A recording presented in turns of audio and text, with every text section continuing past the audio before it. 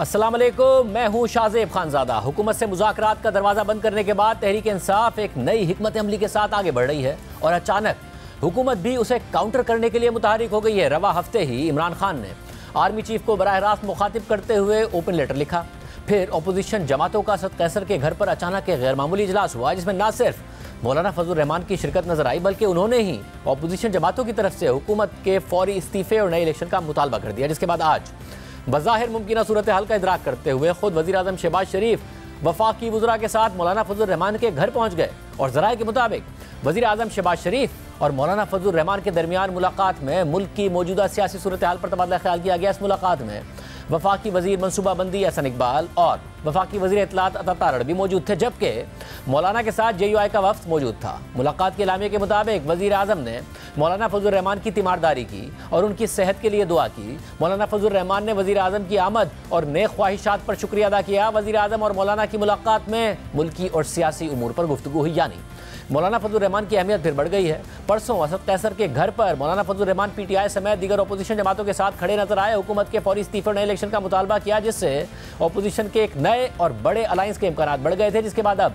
हुकूमत ने मौलाना को मनाने की संजीदा कोशिशें शुरू कर दी हैं और आज जहाँ एक तरफ मौलाना फजल रहमान और वज़ीर आज़म शहबाज शरीफ की अहम मुलाकात हुई है, तो दूसरी तरफ इमरान खान से भी पार्टी रहनुमाओं की अहम मुलाकात हुई है, जिसमें इमरान खान ने एक दफ़ा फिर वज़ीर आला खैबर पख्तूनख्वा अली अमीन गंडापुर पर नाराज़गी का इजहार कर दिया है। इस मुलाकात की तफसीलात भी आपके सामने रखेंगे, क्योंकि इस सूरत हाल में परसों 8 फरवरी को तहरीक इंसाफ इलेक्शन में धांधली के खिलाफ यौम सियाह मनाने जा रही है और इस दफ़ा पंजाब और खैबर पख्तूनख्वा में नई क़यादत एहतजाज को लीड कर रही है। पंजाब, जहाँ से तहरीक इंसाफ को शिकायत रही है कि वहाँ की क़यादत एहतजाज के लिए कारकुनों को नहीं निकाल पा रही है, इसलिए इस दफ़ा इमरान खान ने 9 मई के बाद सख्तियाँ बर्दाश्त करने वाली खातून रहनुमा आलिया हमजा को चीफ ऑर्गेनाइजर के तौर पर अहम जिम्मेदारियां दे दी हैं और वो 8 फरवरी को लाहौर में मीनार पाकिस्तान पर जलसे के लिए काफ़ी मुतहर्रिक हैं। लेकिन अभी तक PTI को हुकूमत की तरफ से जलसे की इजाज़त ही नहीं मिली है। आलिया हमजा की तरफ से लाहौर हाई कोर्ट से भी रुजू किया गया था, जिस पर आज समाअत करते हुए लाहौर हाई कोर्ट के जस्टिस फारूक हैदर ने डिप्टी कमिश्नर लाहौर को आज शाम 5 बजे तक इस हवाले से फैसला करने की हिदायत की थी, मगर अभी तक कोई फैसला सामने नहीं आया है। ताहम PTI पंजाब की चीफ ऑर्गेनाइजर आलिया हमजा ने खबरदार किया है कि अगर मीनार पाकिस्तान पर जलसे की इजाज़त नहीं मिली तो पूरे पाकिस्तान को जलसा गाह बना देंगे। इस दफ़ा अगर गोली लगेगी तो लीडरशिप को पहले और कारकुनों को बाद में लगेगी। आज 10 दिन तक अभी ये सोच रहे हैं कि इन्होंने हमें जलसे की इजाज़त देनी है या नहीं देनी। गलतफहमी है इस हुकूमत की, गलतफहमी है इस कठपुतली हुकूमत की। अगर आप हमें मीनार पाकिस्तान जलसे की इजाज़त नहीं देंगे तो हम पूरे पाकिस्तान को जलसा गाह। प्लान B इस दफा कारकुनों के साथ उनके हल्के का कैंडिडेट, उनके हल्के का MPA खड़ा होगा। इस दफा कारकुन अब बिल्कुल अकेला मार खाने को तैयार नहीं है। अगर गोली लगेगी तो इस वक्त लीडर्स को पहले लगेगी और कारकुनों को बाद में लगेगी। मुल्क भर में हम एहतजाज को तो मैं नहीं कह सकती, मैं यही कह सकती हूँ कि हम जलसागाह बना देंगे।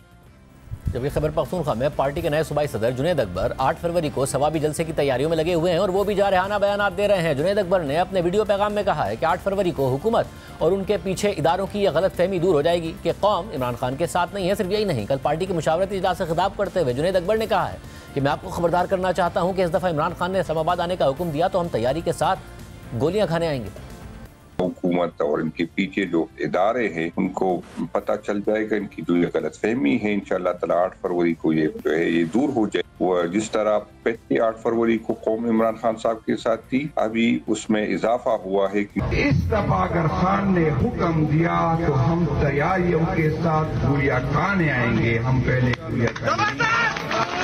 मैं ये नहीं कहता कि हमसे गलतियां नहीं हुई, हमसे गलतियां हुई ही इसलिए हम भुगत रहे। लेकिन जो लोग ये आस कर रहे हैं, आप यकीन कर रहे हैं कि तारीख अपने आप को दोहराता है, ये आप भी भुगतेंगे, हमसे ज्यादा भुगतेंगे। गलतफहमी में न रहे। मगर 26 नवंबर के एहतजाज से पहले भी पार्टी के उस वक्त के सूबाई सदर और वज़ीर आला अली अमीन गंडापुर यही दावे करते थे कि अब एक ही दफा निकलेंगे और सर पर कफन बांध कर निकलेंगे। इस दफा ये फैसला कुल जंग के लिए हम निकलेंगे तो अपने घरों में हम बता के निकलेंगे। अगर हम वापस ना आए तो बस ठीक है, फिर हमारे जनाजे पढ़ लेना। इस दफा पूरा पाकिस्तान निकले, एक ही दफा निकले और जान छुड़ा हो जाए, चाहे कुछ भी हो जाए, इस दफा सर पर कफन बांध के निकलेंगे। 24 से 26 नवंबर के एहतजाज को फाइनल कॉल करार देते हुए एक ही दफ़ा निकलने और बात ख़त्म करने का दावा किया जा रहा था, मगर PTI कुछ हासिल नहीं कर सकी। पूरे मुल्क से लोग नहीं निकाल सकी। इससे पहले 19 अक्टूबर को PTI ने 26वीं आईनी तरमीम के खिलाफ मुल्क गिर एहतजाज की कॉल दी थी, लेकिन उस वक्त भी लोग नहीं निकले थे। और अब 8 फरवरी को दोबारा एहतजाज किया जा रहा है और फिर तवक्कात का इजहार किया जा रहा है। साबिक सदर आरिफ अलवी ने कहा है कि 8 फरवरी को हर अंदाज में एहतजाज होगा और मुझे इस हवाले से बड़ी कवी उम्मीद है। 8 फरवरी को हर अंदाज से प्रोटेस्ट होगा, फिजिकली होगा, जमीन पर होगा, हर एतबार से प्रोटेस्ट होगा। तो मुझे तो बड़ी कवी उम्मीद है कि 8 फरवरी वुड बी वेरी।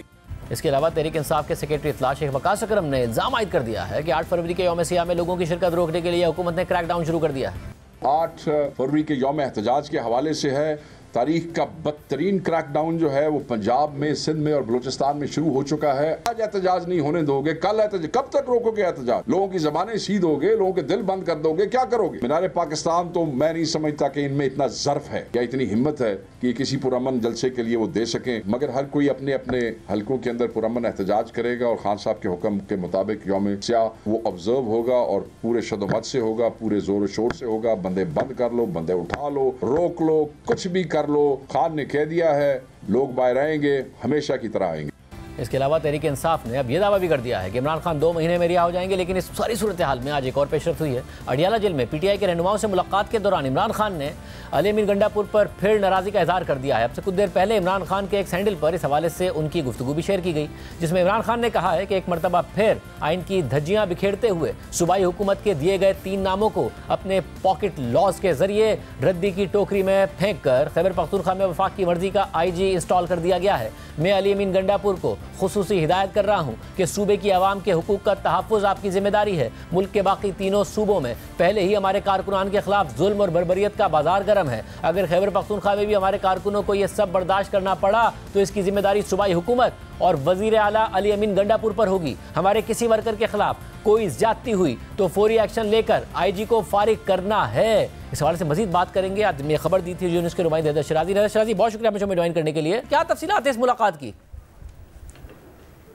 देखिए, आज बानी PTI से रहनुमाओं की मुलाकात हुई और ये समात के मौका पर रहनुमा वहाँ अडियाला पहुँचे थे और आज अपोजिशन के रहनुमाओं के साथ असद कैसर के घर पर होने वाली मुशावरत से भी बानी PTI को आगाह किया और बताया कि अपोजिशन इत्तेहाद के रहनुमा एक तशवीश का इजहार कर रहे हैं जिसका ताल्लुक बानी PTI से है। बताया गया कि अपोजिशन इत्तेहाद ये समझता है कि हम अगर कोई स्टैंड ले लें तो बानी PTI यानी वो इमरान खान कहीं पीछे ना हट जाएँ, जिस पर उन्होंने कहा कि मेरी तरफ से उन्हें मुकम्मल तावन का यकीन दहानी करवाई जाए। दूसरा, आज जिस वक्त वो रहनुमाओं से मुलाकात कर रहे थे तो उन्हें खैबर पख्तूनख्वा में IG के तबादले के हवाले से तफसीलात बताई गई, जिस पर बानी PTI अली अमीन गंडापुर पर बरहम हुए और कहा कि उन्हें IG खैबर पख्तूनख्वा को एक्सेप्ट ही नहीं करना चाहिए था। उन्होंने कहा कि नाम 3 दिए जाते हैं और उसके बाद ही चीज़ों को आइनी तौर पर आगे बढ़ाया जाता है, लेकिन अली अमीन गंडापुर को इस मामले को देखना चाहिए था और एक्सेप्ट नहीं करना चाहिए था इस तरह IG को। और उन्होंने एक मरतबा फिर मोहसिन नकवी के साथ रवाबित और ताल्लुकात के हवाले से कहा कि अली अमीन गंडापुर और चंद साथी अली अमीन गंडापुर मोहसिन नकवी के साथ राब्ते में हैं और ऐसा क्यों हो रहा है। इसके अलावा उन्होंने जुनैद अकबर को ये पैगाम भिजवाया है कि जुनैद अकबर खैबर पख्तूनख्वा में जो एहतजाज होने जा रहा है इसमें अगर कोई वर्कर के साथ पुलिस की जानिब से वहाँ गिरफ्तारियाँ होती हैं तो जुनैद अकबर पूरे खैबर पख्तूनख्वा को जाम कर दें। इसके अलावा अली अमीन गंडापुर, इसके अलावा अपोजिशन इत्तेहाद के हवाले से बानी PTI को तफसीलात से आगाह किया गया और बानी PTI ने एक चीज़ कही है कि महमूद खान अचकज़ई की सरबराही में ये जो तहरीक तहफ़्फ़ुज़ आईन पाकिस्तान है इसको आगे बढ़ाया जाए। और दूसरा, आज उन्होंने शाहिद खाकान अब्बासी के हवाले से कहा है कि वो जो ज़ैली कमेटी बनाई है इस अपोजिशन इत्तेहाद की, उस ज़ैली कमेटी को वो चेयर करेंगे और जिसमें शिबली फराज, असद कैसर समेत अखुनज़ादा हुसैन यूसुफज़ई और दीगर रहनुमा हैं। तो ये शाहिद खाकान अब्बासी जो हैं वो बेहतर बोलते हैं, उन्हें आगे बढ़ना चाहिए और उन्होंने कहा कि मेरी तरफ से मुकम्मल उनके लिए तावन होगा। लेकिन जहाँ तक अली अमीन गंडापुर है उनको भी कहा कि अली अमीन गंडापुर को एहसास करना चाहिए। बहुत शुक्रिया। हमारे साथ सीनियर साफी ज़ुल्फ़िकार सुहेल वड़ाई साहब मौजूद है। सुहेल वड़ाई साहब, बहुत शुक्रिया मुझे में ज्वाइन करने के लिए। वड़ाई साहब, अपोजिशन मिलती है मौलाना फजल रहमान से, मौलाना फजल रहमान मुतालबा करते हैं कि जी मुस्ताफ़ी हुकूमत, आज वज़ीर आज़म अपने वज़रा के साथ पहुँच जाते हैं मौलाना से मिलने। आपको लग रहा है कि मौलाना मैनेज हो जाएंगे, या सूरत हाल कहीं ना कहीं ये जो नई स्ट्रेटजी है तहरीक इंसाफ की कि अब हमने अपोजिशन को साथ लेकर चलना है और एक यूनिफाइड फ्रंट बनाना है, ये आगे बढ़ेगा मामला? देखिए, इसको देखने के कई रुख है ना। एक रुख तो ये है कि अपोजिशन का एक अलायंस बना है। ज़ाहिर है जब अलायंस बनता है तो हमने तो डेमोक्रेसी में देखा है कि इसका फ़ायदा भी होता है। फ़ायदा ये होता है कि जो इस वक्त अपोजिशन का रोल होना चाहिए पार्लियामेंट के अंदर वो नहीं है, और अगर वो हो जाए इस अपोजिशन अलायंस के ज़रिए तो दैट वुड बी गुड, क्योंकि जमहूरियत की गाड़ी के दो पहिए होते हैं, एक हुकूमत और एक अपोजिशन। तो अपोजिशन का पहिया भी अगर ठीक चले हुकूमत का तो जमहूरियत की गाड़ी चल पड़ती है। लेकिन जो अपोजिशन अलायंस बना है इसका जो पहला एलामिया है वो बड़ा मानी खेज़ है, और वो पहले दिन ही इस असम्बली को ख़त्म करने और नए इलेक्शन को जो बात कर रहे हैं, तो बज़ाहिर तो ये लगता है, हमने देखा है कि जब लोग ख़ुद इस्तीफ़ा नहीं देते असम्बली से तो फिर वो उनके इस ऐलान के बारे में तो हमें होगी कि ये क्या चीज़ है कि ख़ुद तो आप सारे असम्बली में बैठे हैं और हुकूमत को मुस्ताफ़ी होने की बात कर रहे हैं। तो ये एक बड़ी कॉन्ट्रडिक्शन है, और हमने देखा है कि लोग बड़े कम ही इस्तीफ़े देने पे पार्टियां आमादा होती हैं, और जिन्होंने दिए भी हैं, पिछली दफ़ा PTI ने, आपको पता है, जब इस्तीफ़े दिए तो फिर उन्हें वापस लेने पड़े और असम्बली के अंदर वापस आना पड़ा। तो हमारा तजर्बा जो हमने पिछले कुछ डेकेड्स में देखा है वो ये है कि बेहतरीन पॉलिटिक्स तो ये है कि असम्बली के अंदर भी रहें, बाहर भी प्रोटेस्ट करें, और जो है ये ज़्यादा मौसर जो है वो मगर तहरीके साहब अकेले जितना भी तरीके से आपने बाहर जितना भी एहतजाज किया, जाहिर है उससे हुकूमत को नहीं हिला पाई वो, मगर क्या मौलाना की फोर्स उन्हें मिल पाएगी? क्योंकि हुकूमत को ये बड़ा एक कंफर्टेबल है हुकूमत, और ये कहती है कि जी इनका आपस में बड़ा मुकाबला है खैबर पख्तूनख्वा में, मौलाना का जो टर्फ है वो भी खैबर पख्तूनख्वा है, और उनकी तो ज़्यादा गिला है कि तहरीक इंसाफ के को वहाँ कदम जमाने दिए गए हैं, तो इसलिए हो नहीं पाएगा ये मामला। ये कॉन्ट्राडिक्शन तो मौजूद है ना। अगर मौलाना फजल रहमान कहते हैं कि ये जो है धांधली हुई है, तो धांधली से फिर जीता कौन है? उनकी ज़्यादा स्ट्रेंथ तो ज़ाहिर है KP में है, पंजाब में तो उनकी इतने फुटप्रिंट्स नहीं है, तो मतलब फिर धांधली से फ़ायदा तो तहरीक इंसाफ को हुआ है। तो दूसरा ये भी है कि शायद मौलाना कहीं ये चाहते होंगे कि फिर KP में उन्हें कोई रोल दिया जाए, वो उन्हें रोल नहीं मिला, रोल तो फिर तहरीक इंसाफ को मिला हुआ है। तो ये एक कॉन्ट्रडिक्शन तो उनके अंदर मौजूद है, और हुकूमत इससे फ़ायदा भी उठाती रही है। देखें 26वीं आईनी तरमीम पे मौलाना का वोट ले लिया। मौलाना देखें एक प्रैग्मेटिस्ट सियासतदान है, बड़े समझदार हैं, और हमेशा वो फ़ैसला इस चीज़ पे करते हैं कि भाई सियासत में क्या फ़ायदा होगा और क्या नुकसान होगा। तो ज़ाहिर है कि अगर जिधर उन्हें ज़्यादा फ़ायदा होगा उन्हें उधर ही जाना चाहिए, और वो उधर ही जाएंगे। तो देखना यह है कि हुकूमत उन्हें क्या फ़ायदा दे सकती है और अपोजिशन क्या फ़ायदा दे सकती है, वो उधर जाएंगे। नुकसान का सौदा वो क्यों करें? तो वो इस वक्त तो देखें ना, KP में हारे हुए हैं, ठीक है, उनके पास अगर गवर्नमेंट को वो सपोर्ट करते हैं तो गवर्नमेंट उन्हें कुछ दे नहीं पाती। तो इस वक्त तो दोनों तरफ वो एक कमज़ोर पोजीशन में थे, तो अपोजिशन में कम से कम वो एक स्ट्रांग पोजीशन में आएंगे। तो इसीलिए उन्होंने ये फ़ैसला किया है कि मैं अपने वोटर को भी राज़ी करूं। फिर एक और उनका एक बहुत बड़ा प्रॉब्लम है, बड़ी KP के अंदर देखें तालिबान का एक असर मौजूद है, और उनका मौलाना पे ये दबाव बड़े अरसे से है कि आप ये पार्लियामेंट्री पॉलिटिक्स वगैरह छोड़ें, और ये आप जो मिलिटेंट पॉलिटिक्स है इसमें अगर हमें सपोर्ट करें तो वी विल विन। अब ये आप जो जमहूरी सियासत करते हैं, आइनी सियासत करते हैं, तो ये मौलाना ये चेहरा भी अपना दिखाते होते हैं एस्टेब्लिशमेंट को, क्योंकि एस्टेब्लिशमेंट के पास जो देवबंदी मकतबा फ़िक्र के जो सबसे बड़े सियासी रहनुमा हैं वो मौलाना फजल रहमान ही हैं, और वो मौलाना फजल रहमान ही सिर्फ वो बड़े आदमी हैं जो आइन के साथ और जमहूरियत के साथ चल रहे हैं। तो इसलिए उनकी ये इम्पोर्टेंस तो है, और वो इस इम्पोर्टेंस को चाहते चाहते हैं कैश करें। दूसरी तरफ ये देखें कि इसमें अलाइंस में अब फिर दोबारा महमूद खान अचकज़ई भी हैं और शायद खाकान अब्बासी साहब भी हैं, लेकिन फिर इनसे ये सवाल भी बनता है कि भाई अपोजिशन अलाइंस किस लिए? क्या अगर तो आप जमहूरियत की रेस्टोरेशन चाहते हैं, अगर वाकई आप सिविल सुप्रीमेसी चाहते हैं, वाकई आप जमहूरियत चाहते हैं, वाकई आप अदलिया की आज़ादी चाहते हैं, वाकई मीडिया की आज़ादी चाहते हैं, यही सिंबल होंगे ना उनकी तहरीक के।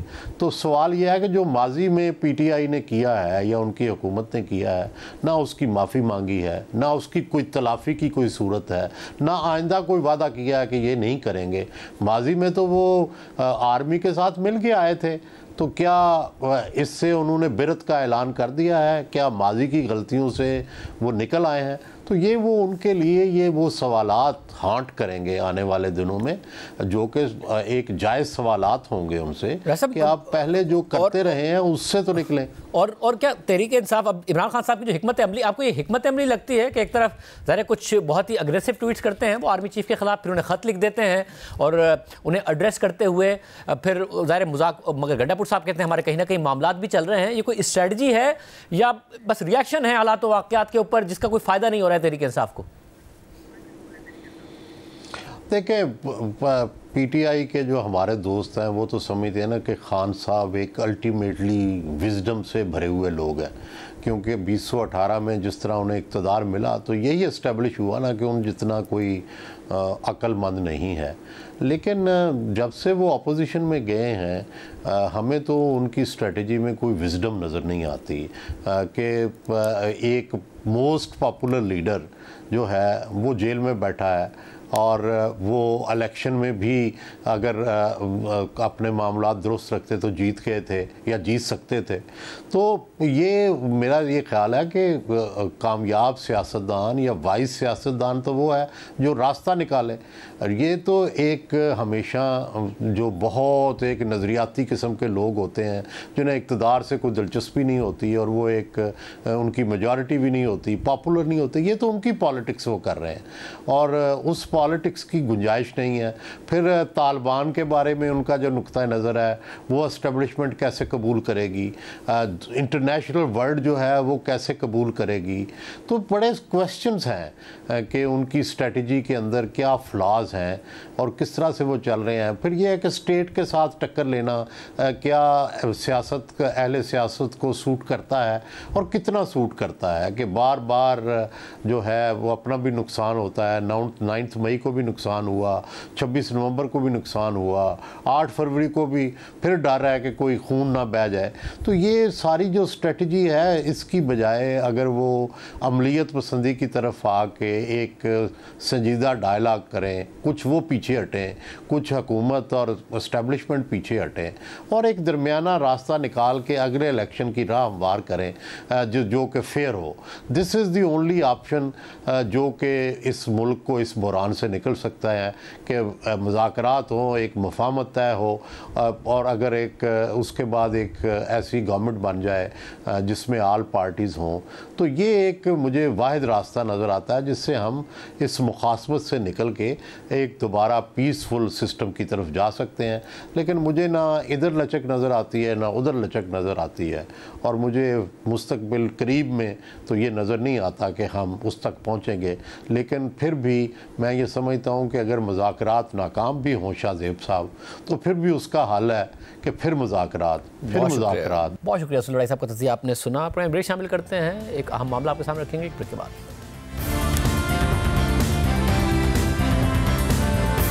अमेरिका में डोनाल्ड ट्रंप की कामयाबी के बाद पाकिस्तान में बहुत से लोगों ने उनसे उम्मीदें वाबस्ता कर ली थी।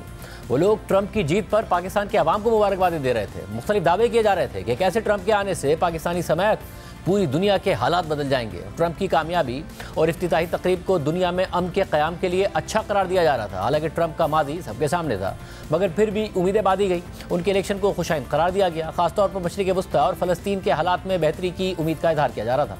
और ट्रंप ने अपने पहले सदारती खिताब में खुद भी कहा कि वो दुनिया में जंगें ख़त्म करके अमन कायम करने वाले लीडर होंगे। मगर अब ट्रंप के इक़दामात और जारहाना बयानात ना सिर्फ इन दावों की नफ़ी कर रहे हैं, बल्कि ये दावे करने वाले भी अपना सर पकड़ कर बैठ गए हैं। ट्रंप ने मंगल को इस्राएली वज़ीर आज़म नेतन्याहू के साथ प्रेस कॉन्फ्रेंस करते हुए गजा को अमरीकी कब्जे में लेने का ऐलान कर दिया था, जिस पर अमेरिका के अहम इत्तेहादियों समेत दुनिया भर में तशवीश का इजहार किया जा रहा है। और ट्रंप के इस ऐलान पर इस्राएली सियासतदान सबसे ज़्यादा खुश हैं। लेकिन ट्रंप की इसराइल से कुर्बत और उसकी हिमायत कोई नई बात नहीं है। ट्रंप वही शख्स हैं जिन्होंने माजी के कई अमरीकी सुदूर के मुकाबले में सबसे ज़्यादा इसराइल की हिमायत की है और अपने गुज़िश्ता दौर में वो पहले अमरीकी सदर बन गए थे जिन्होंने इसराइली मौक़िफ़ को तस्लीम करते हुए मुतनाज़ यरूशलेम के इलाके में अमरीकी सिफारत खाना कायम कर दिया था। फिर उन्होंने अरब ममालिक के साथ इसराइल के ताल्लुकात कायम करने के लिए अहम इक़दाम उठाए और इस हवाले से एक मनसूबा बनाया जिसे अब्राहम अकॉर्ड्स का नाम दिया गया था। इस मनसूबे के तहत मुत्तहदा अरब अमारात, बहरीन और मराकश ने इसराइल के साथ सिफारती ताल्लुकात कायम कर लिए थे और दीगर अरब ममालिक भी तैयार थे। और मंगल को जब ट्रंप गजा को अमरीकी कंट्रोल में लेने का मंसूबा पेश कर रहे थे तो उनके साथ खड़े इसराइली वज़ीर आज़म नेतन्याहू ने उन्हें व्हाइट हाउस में इसराइल का अजीम तरीन दोस्त करार दिया और कहा कि जो बातें माजी में कोई ना कर सका वो ट्रंप ने की हैं, जो इक़दाम माजी में कोई ना उठा सका वो ट्रंप ने उठाए हैं, वो इसराइल के अजीम तरीन दोस्त हैं। गजा से मुतालिक ट्रंप की इस नई तजवीज़ से ट्रंप इसराइल को तो खुश कर रहे हैं, लेकिन इससे वो मशरिक़ वस्ता में सऊदी अरब, उर्दन और मिस्र जैसे अहम अमरीकी इत्तेहादियों को मुश्किल में डाल रहे हैं जो ट्रंप के ऐसे किसी भी मंसूबे को मुसलसल मुस्तरद कर रहे हैं। मगर इसके बावजूद सदर ट्रंप पुरुमीद हैं कि वो उन्हें मना लेंगे और आज एक बार फिर ट्रंप ने गजा से मुतालिक अपने मंसूबे को दोहरा दिया है। अपने social media site truth social पर जारी एक बयान में ट्रंप ने कहा है, इसराइल जंग के अख्तिताम पर गजा की पट्टी को अमेरिका के हवाले कर देगा।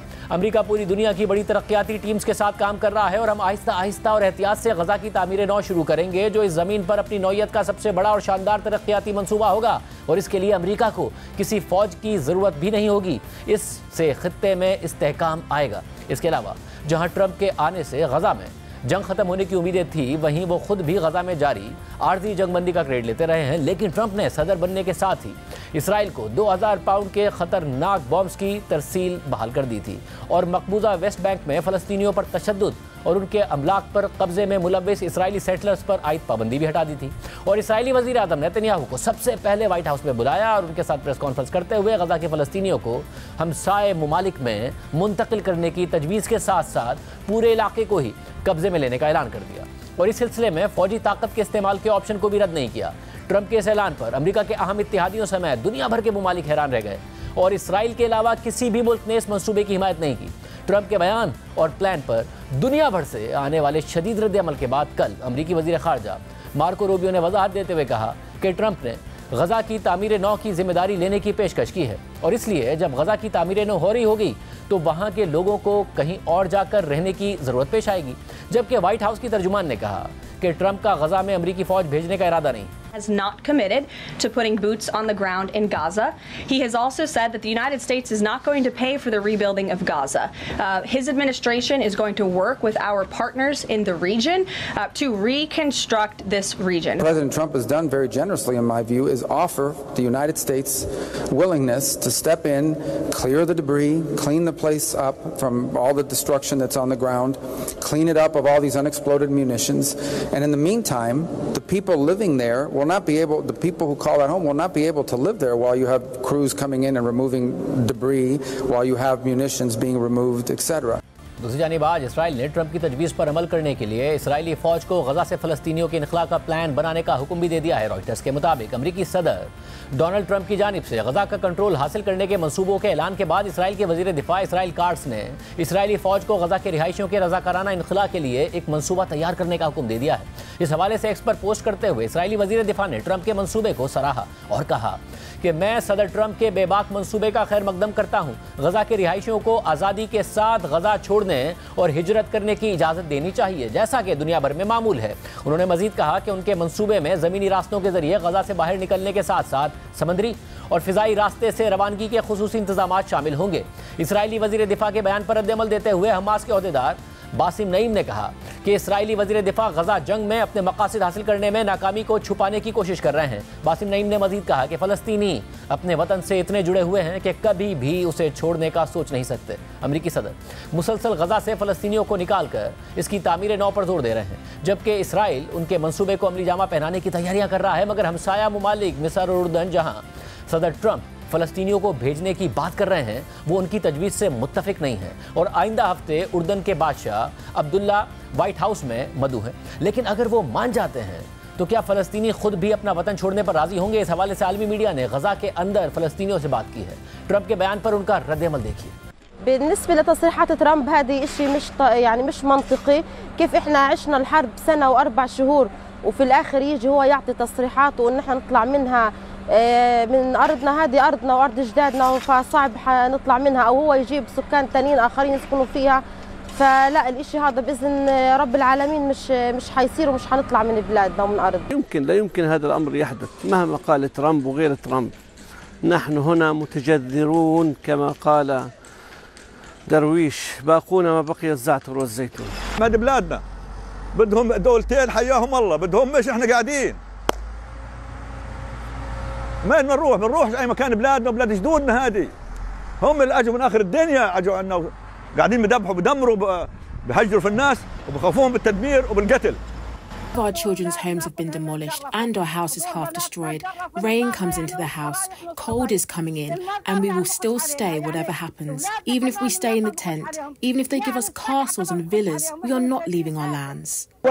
I want to die in my land, to stay in it. I was born in Gaza, lived in Gaza, studied in Gaza. I got married here and had my children. Whatever happens, I will never leave it. يعني بالنسبة لقرار التهجير أي فلسطيني شريف برفضه، وحنرفض 1.5 سنة من الحرب والموت والدمار، واللي قدم شهداء واللي قدم دمار في بيوته.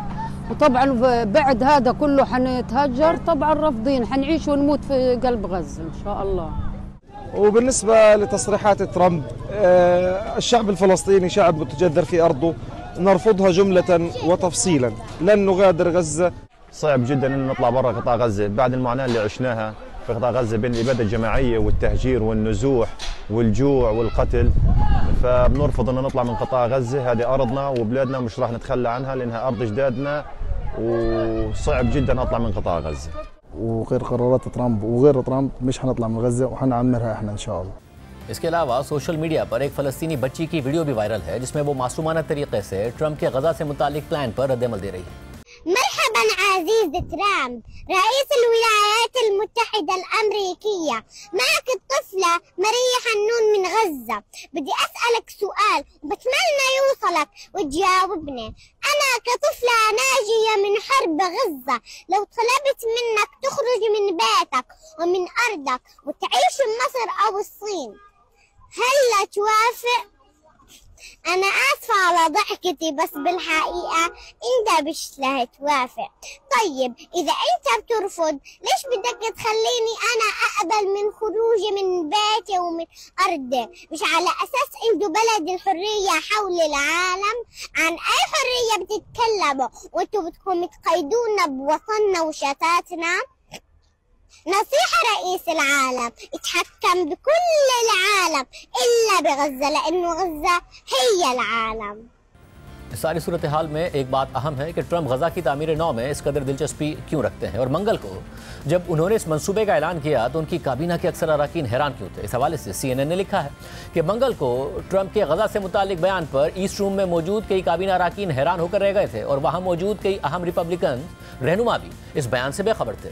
Trump के एक senior Republican Mauvin ने CNN को बताया कि Trump ने इससे पहले कभी भी गजा से मुतालिक इस तजवीज़ के बारे में एक लफ्ज़ तक नहीं कहा था। अमेरिका के वज़ीर ख़ारजा मार्को रूबियो ने यह तजवीज़ पहली बार उस वक्त सुनी जब उन्होंने ट्रंप की न्यूज़ कॉन्फ्रेंस टीवी पर देखी। वो उस वक्त ग्वाटेमाला का सफ़र कर रहे थे। ये वाज़ेह नहीं था कि इस्राएली वज़ीर आज़म नेतन्याहू को पता था या नहीं कि ट्रंप क्या कहना चाहते हैं, लेकिन उनके चेहरे पर जो मुस्कुराहट आई इससे यह ज़ाहिर होता है कि उन्हें यह बात बहुत पसंद आई। फिर भी ट्रंप के अल्फाज इंतहाई हैरानकुन थे, जिनसे वो एक अमरीकी सदर से ज़्यादा एक रियल एस्टेट डेवलपर लग रहे थे। जबकि ट्रंप के मुशीर कौमी सलामती माइक वॉल्स ने कल इस हवाले से कहा कि हम पिछले कई हफ्तों और महीनों से इस पर गौर कर रहे थे। रिपोर्ट में मजीद कहा गया है कि ट्रंप ने गुज़िश्ता एक साल के दौरान मुख्तलिफ अवामी और निजी महफिलों में बातचीत के दौरान कई बार गजा के साहिल की अहमियत पर जोर दिया है और कहा है कि डेवलपमेंट के लिए एक बेहतरीन रियल एस्टेट है। और उनके दामाद जेरड कुशनर ने गुज़िश्ता साल इस तरह का मौक़िफ़ अपनाया था और गजा के वाटर फ्रंट यानी साहिल को बहुत कीमती करार दिया था। ट्रंप ने गुज़िश्ता माह अपनी हल्फ बर्दारी के दिन भी ये इशारा दिया था कि उनका गजा से मुताल्लिक मंसूबा किस सिमत में जा सकता है और हल्फ उठाने के फ़ौरन बाद कहा था कि समंदर के किनारे बेहतरीन मौसम के साथ गजा एक शानदार मकाम है, वहाँ सब कुछ अच्छा है, इसके साथ कुछ खूबसूरत काम किया जा सकता है। रिपोर्ट में मजीद कहा गया है कि ट्रंप इंतजामिया के ओहदेदार गजा से मुताल्लिक उनके बेबाक और गैर मुतवक्के मंसूबे को समझने की कोशिश कर रहे हैं, जिसके तहत अमरीका गजा का कंट्रोल संभालेगा और इसे मशरिक वस्ता के एक तफरीही और सयाहती मकाम में तब्दील करेगा। कुछ लोगों को उम्मीद है कि ट्रंप का यह मंसूबा इतना गैर मामूली होगा कि इससे दूसरे ममालिक मजबूर हो जाएंगे कि वो फलस्तीनी इलाके के लिए अपने प्रपोजल्स पेश करें। अमरीकी हुकाम के मुताबिक ट्रंप की इस तजवीज़ का बुनियादी मकसद एक ऐसे मामले पर आगे बढ़ने की हौसला अफजाई करना था जो ट्रंप की नज़रों में एक अरसे से जमूद का शिकार है और कोई दूसरा मुल्क इस इलाके की तामीर नौ के लिए माकूल हल पेश नहीं कर रहा है, जो हमास के 7 अक्टूबर 2023 के दहशतगर्द हमलों के बाद इसराइली बमबारी से तबाह हो गया। मशरिक़ वस्ता के मामलात पर ट्रंप के एक मुशीर ने कहा कि उन्होंने यह तजवीज़ प्रेस कॉन्फ्रेंस में ट्रंप की जानिब से पेश करने से पहले सुनी तक नहीं थी और वो इस पर हैरान थे। लेकिन कुछ दीगर ओहदेदारों के मुताबिक ट्रंप ने इस ख्याल को नेतन्याहू से मुलाकात से चंद दिन पहले लोगों के सामने पेश किया था और ट्रंप की प्रेस सेक्रेटरी के मुताबिक ट्रंप इस ख्याल पर काफ़ी अरसे से गौर कर रहे थे, लेकिन फिर भी उन्होंने इस बात को तस्लीम किया कि यह ख्याल बाज़ाब्ता तौर पर तहरीरी शक्ल में नहीं आया था जब तक कि ट्रंप ने मंगल को इसे दुनिया के सामने पेश नहीं किया था। ट्रंप की प्रेस सेक्रेटरी ने इस बात पर इसरार किया कि ट्रंप गजा से फ़लस्तीनियों की आर्जी मुंतकली की बात कर रहे हैं, हालांकि ट्रंप ने एक दिन पहले ही कहा था कि किसी को भी गजा वापस नहीं जाना चाहिए। रिपोर्ट के मुताबिक एक अमरीकी ओहदेदार ने मजीद बताया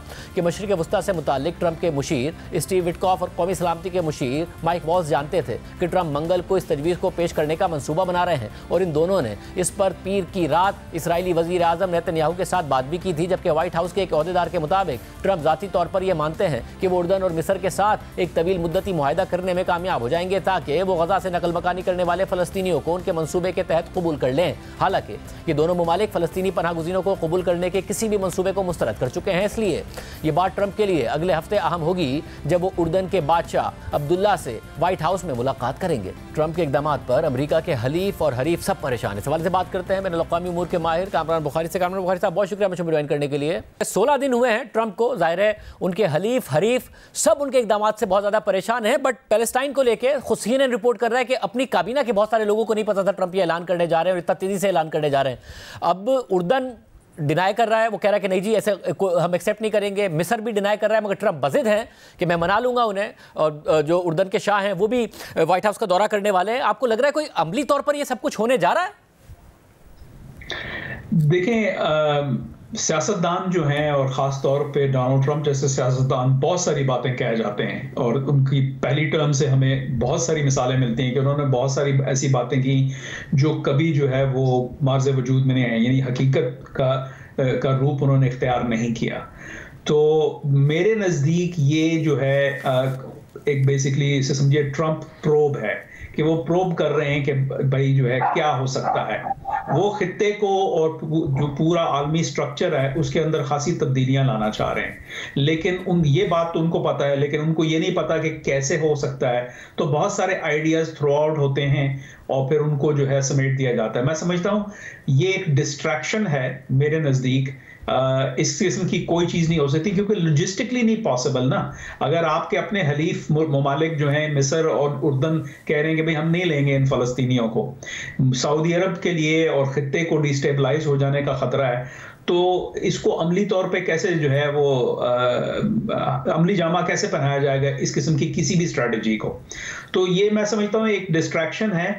आई थिंक कि वी शुड वॉच, बड़ी इंटरेस्टिंग मूव्स हो रही हैं ईरान और यूएस के दरमियान पसे पर्दा और कुछ जो है पर्दे के जो है ना सामने भी, तो वो मेन शो है। और इसी तरीके से तुर्की के साथ भी एक नया रिलेशनशिप बनने जा रहा है।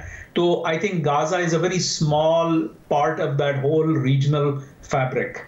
अच्छा, और ईरान के हवाले से उन्होंने स्टेटमेंट जरूर दी है। ईरान जितना बैक फुट पर है और पैदर पे उनको जिन नाकामियों का सामना करना पड़ा, आपके ख्याल में कोई डील हो सकती है या कोई ऐसा कुछ होगा जिसमें ईरान को मजीद नुकसान होगा और हमें नजर आएगा कि उनके ऊपर और कार्रवाइयां हो रही होंगी? जी, इसमें देखें ईरान जो है उसके भी कुछ कंस्ट्रेंट्स हैं, अमेरिका के भी कुछ कंस्ट्रेंट्स हैं। अगर अमेरिका ईरान के साथ ताल्लुकात बनाता है तो वो ताल्लुकात जो है और चीज़ों के अंदर बिगाड़ लाते हैं, यानी इजरायलीज जो हैं के लिए कंसर्न हो जाता है, सऊदी अरब यूएई के लिए कंसर्न हो जाता है, यहाँ के तुर्की के लिए भी एक कंसर्न है ये। तो आई थिंक कि यहाँ पे बड़ी ज़रूरत है समझने की कि किस तरीके से ये बैलेंस होगा। ये जो वो कहते हैं ना, the devil is in the details, तो वो जो डिटेल्स हैं वो वर्कआउट होनी अभी बाकी हैं, और वो जो है मैं समझता हूँ ग्रेजुअली होंगी। लेकिन ये बजाते खुद, जैसे उस दिन सदर डोनाल्ड ट्रंप ने कहा अपना एग्जीक्यूटिव ऑर्डर साइन करते हुए कि जो है I am not really happy to sign this executive order, यानी वो ऑर्डर जिसमें वो मैक्सिमम प्रेशर सैंक्शंस दोबारा लगा रहे हैं, क्योंकि मैं डील करना चाहता हूं ईरान के साथ, लेकिन मुझे कहा गया तो मैं कर रहा हूं, तो चलो ठीक है। तो इस किस्म की जो बातें वो खुल के कर रहे हैं, इससे तो यही एक जो है ना इशारा मिल रहा है कि वो एक नेगोशिएटेड सेटलमेंट की तरफ जाना चाह रहे हैं। और सिर्फ यहां नहीं हो रहा, मैं समझता हूं कि चाइना के ऊपर भी दबाव डाला जा रहा है, वहां पे भी सेटलमेंट की बात की जा रही है, रूस के ऊपर भी बात की जा रही है। तो ये मुख्तलिफ पजल्स हैं जो कि ट्रंप इंतजामिया ग्लोबल आर्किटेक्चर को रीजिगर करने की कोशिश कर रही है। बहुत शुक्रिया कमरुल बुखारी साहब का तज़किया आपने सुना। प्राइम ब्रेक शामिल करते हैं। आज एक और अहम डेवलपमेंट हुई है पाकिस्तान में, उसकी तफसीलात आपके सामने रखेंगे ब्रेक के बाद। मुल्क में आला अदलिया के हवाले से हुकूमत अपने मंसूबों को तेज़ी से आगे बढ़ा रही है। पहले 26वीं आईनी तरमीम आई, जिस पर अपोजिशन खासतौर पर इमरान खान ने शदीद तनकीद की। वकला ने भी सख्त रद्द-ए-अमल का इजहार किया और एहतजाज का इंदिया दिया, मगर हुआ कुछ भी नहीं और हुकूमत ने एक कदम आगे बढ़कर आला अदालतों में जजिस की तैनातियों का अमल शुरू कर दिया, जिससे हुकूमत पर कोर्ट पैकिंग का इल्ज़ाम लगना शुरू हो गया। हुकूमत पर मनपसंद जजेस आला अदलिया में तैनात करने का इल्ज़ाम लगाकर अपोजिशन तनकीद कर रही है। इमरान खान तनकीद कर रहे हैं, जजेस एहतजाज कर रहे हैं, मगर अदलिया तकसीम है। वकला सड़कों पर आने का इंदिया दे रहे हैं, मगर वो भी तकसीम है। और ऐसे में हुकूमत जजिस की तैनाती के हवाले से आगे बढ़ रही है। आज भी चीफ जस्टिस याया अफरीदी की ज़ेर सदारत जुडिशल कमीशन का इजलास हुआ है और जुडिशल कमीशन ने लाहौर हाई कोर्ट के लिए 9 एडिशनल जजेस की मंजूरी दे दी है, जबकि 10 फरवरी को सुप्रीम कोर्ट में 8 नए जजेस की तैनाती पर गौर होगा। इससे पहले 1 फरवरी को सदर मुमलिकत आसिफ अली जरदारी ने इस्लामाबाद हाई कोर्ट में 3 जजेस का तबादला कर दिया था, जिससे हाई कोर्ट की सीनियरिटी लिस्ट मुतासिर हो गई थी, तब्दील हो गई थी। लाहौर हाई कोर्ट से आने वाले justice Sarfaraz Dogar chief justice Aamir Farooq के बाद सीनियर तरीन जज बन गए और इस्लामाबाद हाई कोर्ट का अगला चीफ जस्टिस बनने की दौड़ में न सिर्फ शामिल हो गए हैं, बल्कि सीनियर प्यूनी जज मोहसिन अख्तर कियानी को पीछे छोड़कर चीफ जस्टिस की दौड़ में सबसे आगे आ गए हैं। इसके अलावा सिंध हाई कोर्ट से जस्टिस खादिम हुसैन सुमरो और बलूचिस्तान हाई कोर्ट से जस्टिस मोहम्मद आसिफ का तबादला भी इस्लामाबाद हाई कोर्ट कर दिया गया है। 31 जनवरी को इस्लामाबाद हाई कोर्ट के 5 जजेस का खत सामने आया था, जिसमें तबादले की खबरों पर तशवीश और तहफ़्फ़ुज़ात का इज़हार किया गया। इसे आइन के साथ फ्रॉड करार दिया गया और मुतालबा किया गया था कि अगर जजेस का तबादला किया भी जाए तो उन्हें नया हल्फ दिलवाया जाए और सीनियरिटी लिस्ट में सबसे नीचे रखा जाए। इस्लामाबाद हाई कोर्ट का चीफ जस्टिस मौजूदा 3 सीनियर जजेस में से ही कोई बनाया जाए।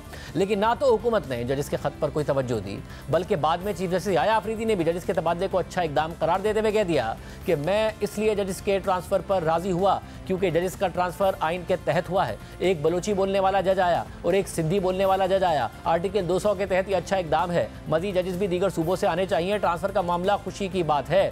3 जजेस के इस्लामाबाद ट्रांसफर पर जजेस की हौसला अफजाई की जाए।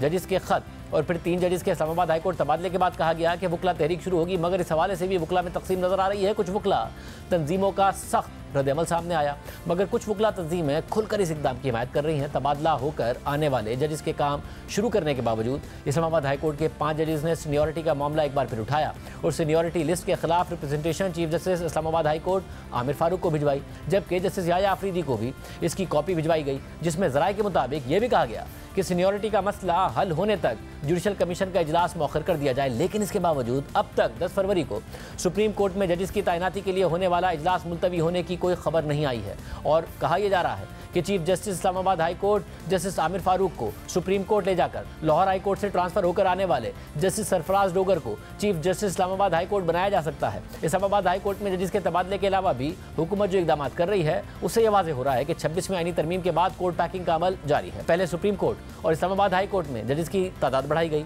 फिर तेजी से तैनातियां शुरू कर दी गई। 17 जनवरी को जुडिशल कमीशन के इजलास में बलूचिस्तान हाई कोर्ट में 3 और इस्लामाबाद हाई कोर्ट में 2 नए जजेस तैनात करने की मंजूरी दे दी गई।